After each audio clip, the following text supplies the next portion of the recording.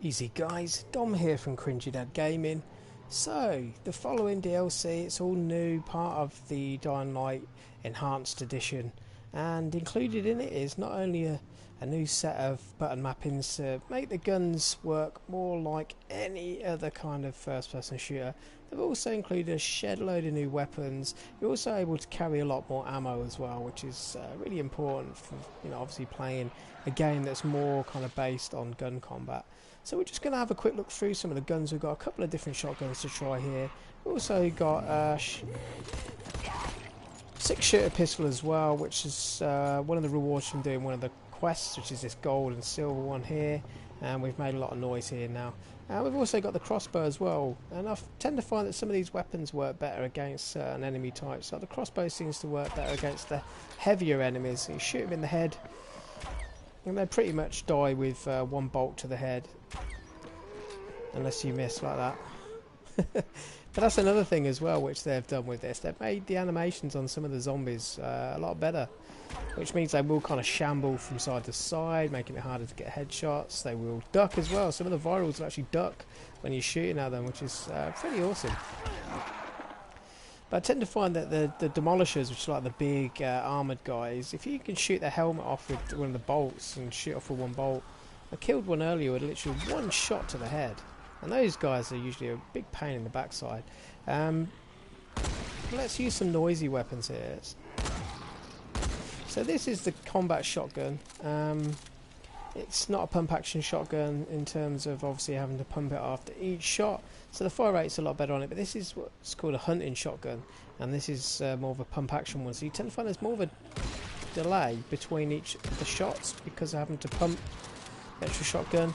So not as good for kind of like big groups like these virals that are running towards me now. It wouldn't really help me against these guys. But the combat shotgun I find is a lot better for these guys because you can keep firing semi-auto.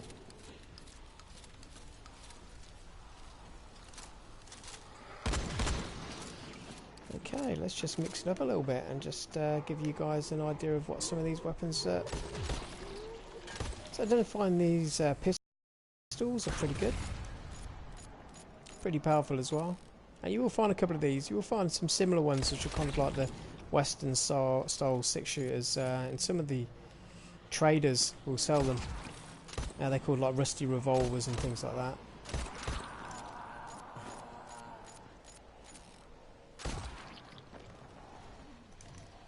So this adds a whole new level of kind of gunplay to the game, which was missing, I suppose, really, from Dying Light previously.